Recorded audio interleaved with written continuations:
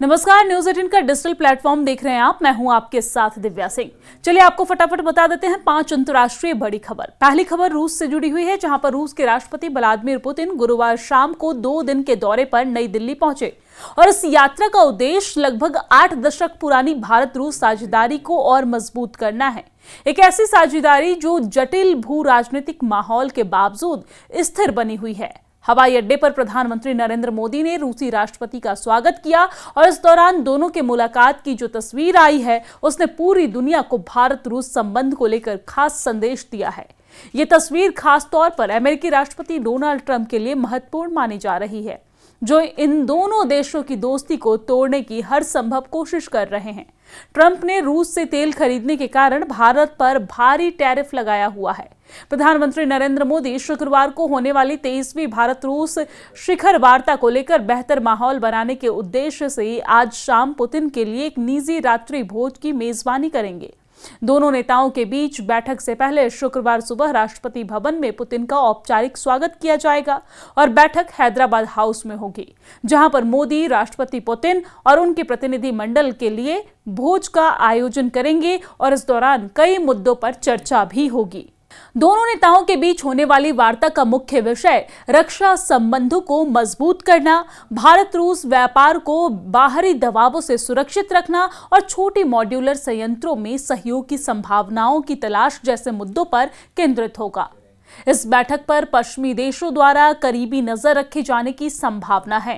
रूसी नेता का नई दिल्ली का लगभग 27 घंटे का दौरा इसलिए और भी ज्यादा अहम हो गया है क्योंकि ये भारत अमेरिका संबंधों में तेजी से आ रही गिरावट की पृष्ठभूमि में हो रहा है। बैठक के बाद दोनों पक्षों के बीच व्यापार के क्षेत्रों सहित कई समझौते होने की उम्मीद भी जताई जा रही है। और अब दूसरी बड़ी खबर आपको इजराइल और गाजा से जुड़ी हुई बताएंगे, जहां पर इजरायली रक्षा बलों यानी कि IDF दक्षिणी गाजा में राफा से नीचे सुरागों में फंसे हमास के आतंकियों के लिए मौत बनकर टूट पड़ी है। IDF ने गुरुवार को कहा है कि उसने सुरागों में फंसे करीब 40 हमास लड़ाकों को मार गिराया है। ये इलाका इजरायली नियंत्रण में है और इजरायली और अमेरिकी अधिकारियों के आंकलन के अनुसार लगभग 200 आतंकवादी महीनों से राफा इलाके में बनी अंडरग्राउंड सुरंगों में फंसे हुए हो सकते हैं। हालांकि इसमें भी कुछ तब से बाहर आ गए हैं और इजरायली सेना के साथ झड़पों में मारे गए हैं या फिर उन्होंने आत्मसमर्पण कर दिया है।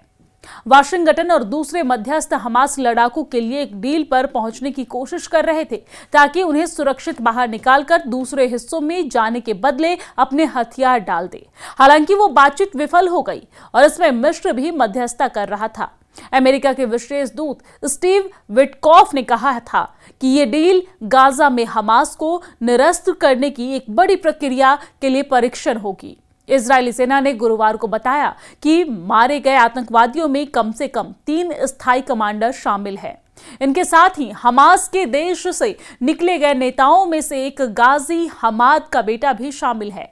हमास के कुछ सूत्रों ने कम से कम एक कमांडर मोहम्मद अल बवाब की मौत की पुष्टि की है।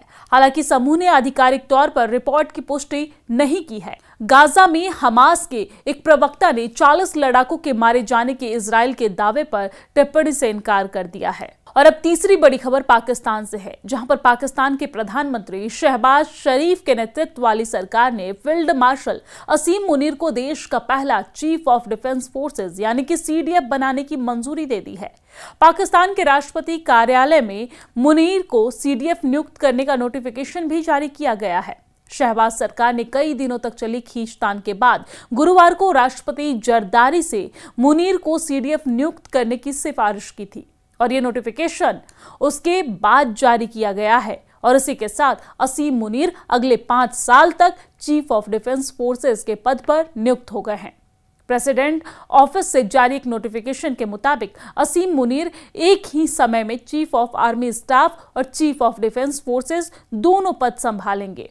इसमें लिखा है कि पैरा 7 में सारांश में प्रधानमंत्री की सलाह स्वीकृति की जाती है और प्रेसिडेंट ऑफिस ने एक बयान में कहा कि प्रेसिडेंट आसिफ अली जरदारी ने field marshal Syed Asim Munir NIHJ chief army of staff को 5 साल के लिए चीफ ऑफ डिफेंस फोर्सेस के तौर पर एक साथ नियुक्त करने के लिए प्रधानमंत्री की दी गई समरी को मंजूरी दे दी है। और अब चौथी बड़ी खबर अमेरिका से जुड़ी हुई है, जहां पर ट्रंप प्रशासन ने गुरुवार को अमेरिका में इमिग्रेशन नियमों में बड़े बदलाव की घोषणा की है और इसके तहत शरणार्थियों और दूसरे कानूनी तौर पर सुरक्षित इमिग्रेट्स के अमेरिका में काम करने के समय को तेजी से कम करते हुए वर्क परमिट की अधिकतम समय सीमा को 5 साल से घटाकर 18 महीने कर दिया गया है। यह बदलाव इमिग्रेशन नियमों को कड़ा करने की कोशिश में अब तक के सबसे बड़े कदमों में से एक है।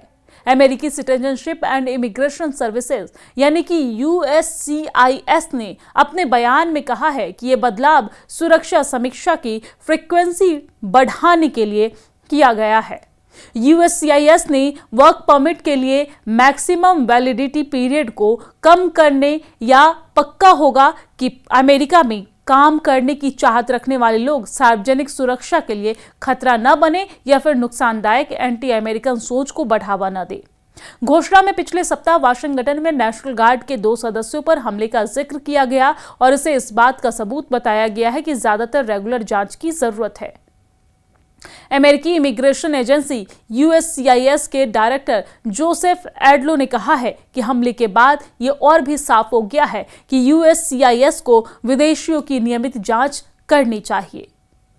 और पांचवी बड़ी खबर पाकिस्तान से ही जुड़ी हुई है, जहां पर पाकिस्तान के उप प्रधानमंत्री और विदेश मंत्री इशराक डार ने लंबे समय से बंद दक्षिण एशियाई क्षेत्रीय सहयोग संगठन यानी कि SAARC की जगह एक नई रीजनल बॉडी बनाने की मांग की है।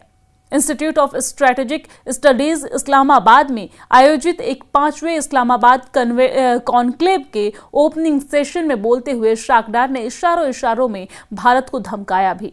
उन्होंने चेतावनी दी है कि दक्षिण एशिया अब जीरो सम माइंडसेट और पॉलिटिकल फ्रेगमेंटेशन और खराब रीजनल आर्किटेक्चर में फंसा नहीं रह सकता है। इशराक डार ने कहा है कि पाकिस्तान खुला और सबको साथ लेकर चलने वाला धर्म चाहता है। उन्होंने SAARC के बाहर उभरते मल्टीलेटरल प्लेटफॉर्म के लिए पाकिस्तान के समर्थन का भी जिक्र किया है।